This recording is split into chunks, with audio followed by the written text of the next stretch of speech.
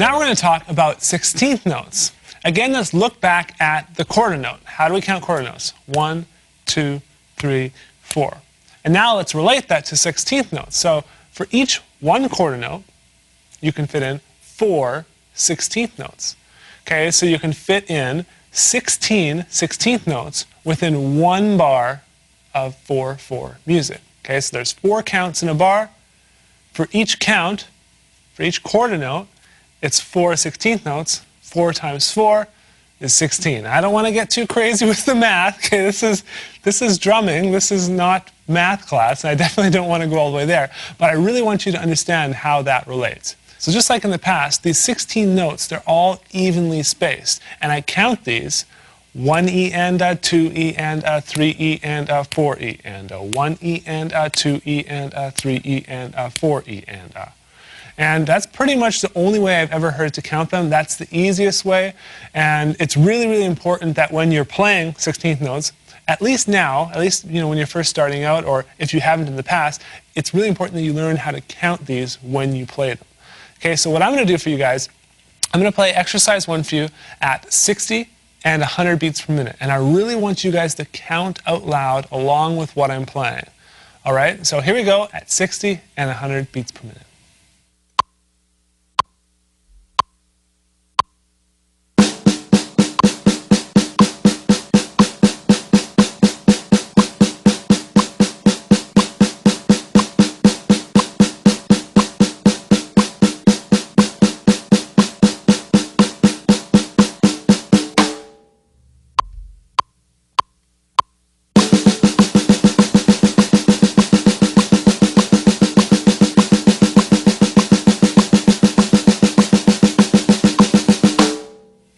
In exercise 2, we're going to take the 16th notes, alternating hands, right, left, and we're going to just start to move them around the drum set in groups of 4. Okay, so 4 on the snare, 4 on the high tom, 4 on the mid tom, 4 on the low tom.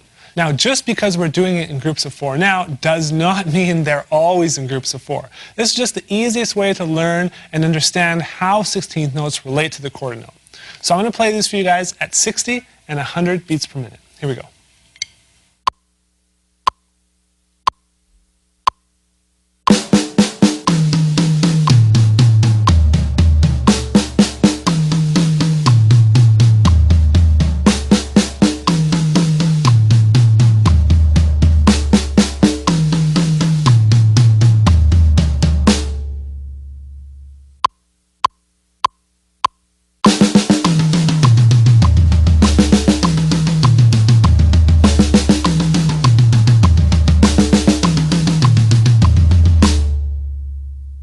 Exercise 3 is a very, very different type of exercise, but it's a really important one, and I really wanted to touch on this, especially when talking about 16th notes. When people hear 16th notes, right away they think, single stroke roll, or right, left, but that's not always the case. A lot of times you'll play a 16th note pattern on the hi-hat just with your right hand. Now, one kind of side note I want to add in here is I'm going to play this for you guys at 60 and 100. Now, 100 being the fast tempo, playing straight 16th notes just with your right hand might be a little bit of a challenge. So what I want to do is say 80 BPM is the cap for you there. So play that at 60 and 80. Once you've hit it at 80, you're ready to move on.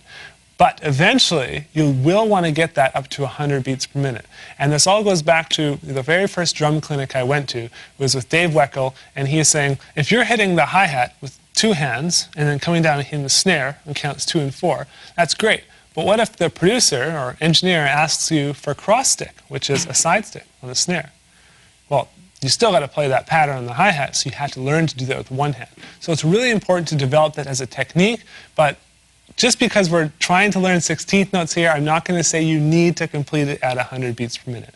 So do this one at 60 and 80, but I'm going to demonstrate it at 60 and 100. Here we go.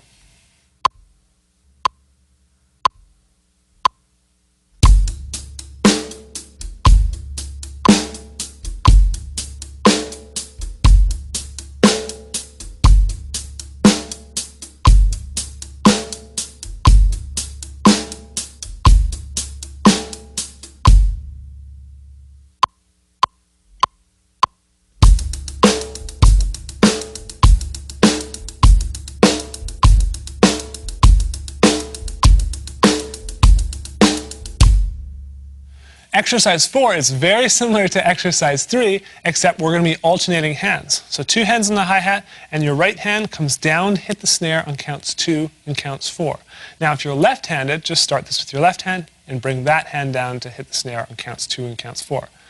The bass drum is on count 1 and count 3. Here we go. I'm going to do it at 60 and 100 beats per minute.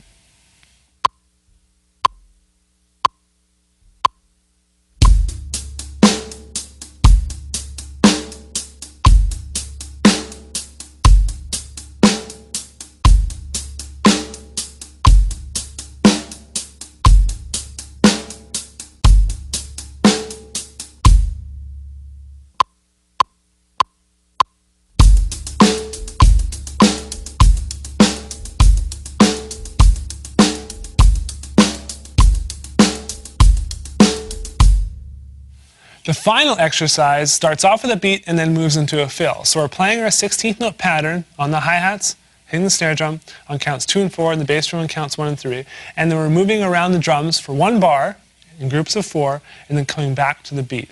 Now it's very, very important. Start this one at 60. Okay? Learn to play 16th notes slowly. And just really, really focus on that note spacing and locking everything in. I'm going to do it for you guys at 60 and 100 BPM once again.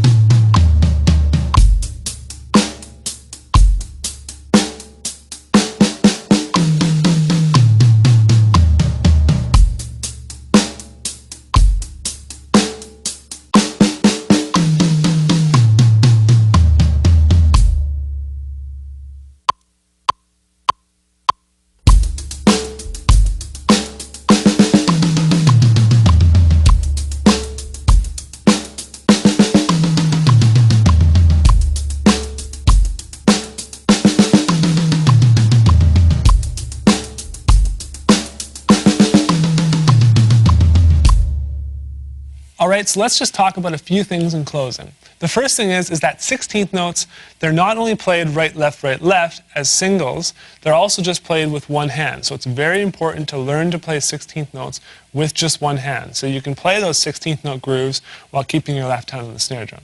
The second thing is that we're talking about 16th notes as 4 notes per quarter note, right? 1 E and a, 2 E and a, 3 E and a, 4 E and a.